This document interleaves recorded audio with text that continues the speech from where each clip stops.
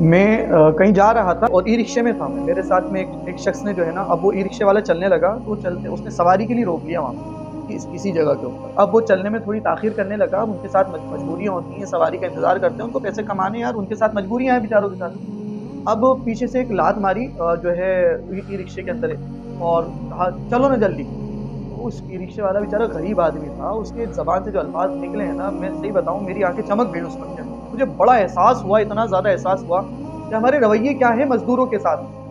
हम पढ़े-लिखों के रवैये मज़दूर मैंने नहीं मारी, जिसने मारी थी वो भी किसी इंस्टीट्यूशन से बिलॉन्ग करने वाला शख़्स। तो जो है जब उसने इस तरह से लात मारी तो उस शख़्स का रवैया ये था कि वो डर तो रहा था, क्योंकि ज़ाहिर-सी बात है आप पढ़े-लिखे हैं तो गरीब बंदा डरता है। लेकिन उसके साथ वो कह रहा था, साहब आपने इस तरह से लात क्यों मारी? आप कह भी सकते थे, मतलब उसका कहने का मतलब ये था, आप एतराज़ था उसको लात मारने के ऊपर कि ई-रिक्शे की लात क्यों मारी? और मेरा भी यही कहना है, आपके नहीं समझ में आ रहा, आपको देर हो रही है, उतर के चले जाएँ यार, अपनी अपनी गाड़ी से चले जाएँ। अखलाक भी कोई चीज़ होती है, किरदार भी कोई चीज़ होती है। जैसे आपको जल्दी है कहीं जाने की, ऐसे उस ई-रिक्शे वाले को पैसे कमाने की भी ज़रूरत है। दोनों कॉम्बिनेशन साथ होगा तो ही तो आगे गाड़ी चलेगी ना।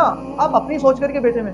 मैं सच बताऊँ, जब उसको देख रहा था ना, वो इस अंदाज़ में कह रहा था, साहब वो ऊपर वाला सब देख रहा है, और उसके जज़्बात ऐसे हो गए थे बोलते-बोलते, ऐसा लग रहा था कि बेबस आदमी किसी से फरियाद कर रहा हो कि साहब आपने हमारे साथ इतना अच्छा नहीं किया है। साहब फिरौन के तो हम किस्से सुनाते हैं, हम में फिरौनियत जो भरी पड़ी है, और दाढ़ी टोपी के साथ फिर हम बाहर घूम रहे हैं। अल्लाह क्या किस मुँह से खड़े होंगे इन मज़लूमों की हाय लेने के बाद में हम।